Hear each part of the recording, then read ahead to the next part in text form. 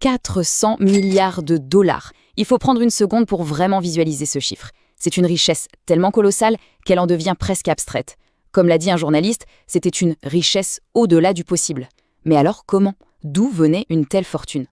Pour comprendre cette richesse, il faut d'abord comprendre l'empire qu'il dirigeait, un empire dont la puissance économique reposait sur les ressources les plus précieuses de l'époque. Jetons un œil à cette carte.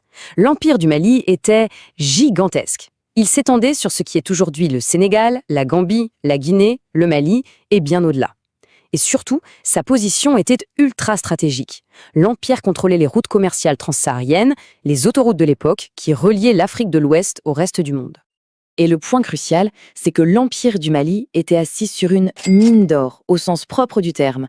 D'après l'analyse de Global History, le Mali fournissait plus de la moitié de tout l'or de l'Ancien Monde. Ajoutez à ça le contrôle des mines de sel au nord, qui valait presque si cher que l'or à l'époque, et vous avez la recette d'une superpuissance économique.